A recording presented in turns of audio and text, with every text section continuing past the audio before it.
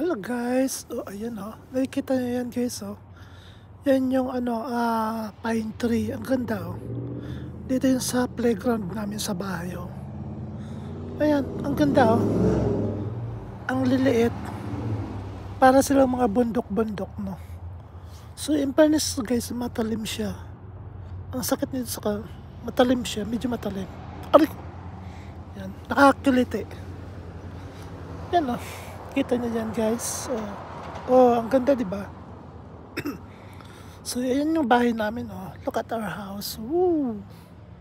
So, marami siyang salamin. So, ayan, ito yung anong tawag niyan? Pine tree. Ayan. Mga kapitbahay namin. Kapitbahay namin. Pinoy yan, oh. Ito yung bahay namin. Andun yan, may kapitbahay din kami sa kabila. So, tapat namin yung crossing. Ayan, oh, crossing yan. So, andun yung andun yung gasoline station. So ito yung so ngayon nakikita nyo yellow na o mapapatay na yung mga halaman gawa ng magwi-winter na naman. So snowy time na naman. So for almost 5 months or 6 months snow, imagine that. So araw-araw mag-i-snow yan ha. So yan, makikita nyo dyan ang ganda ng view dito. So hapon na ngayon dito. Ayan.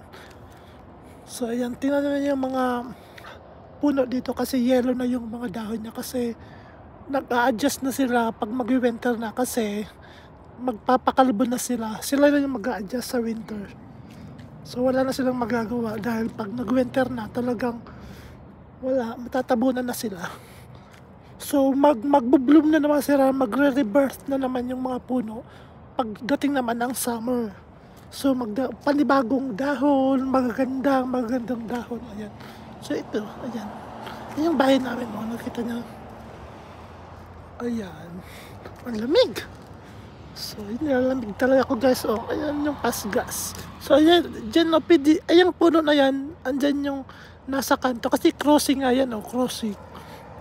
So, pwede dyan tumambay. May upuan dyan sa ilalim ng puno. Pwede ka dyan mag-sightseeing habang may mga mga dumadaang sasakyan. Ayan. Ang ganda oh. Hoy, lalamig na ako guys oh.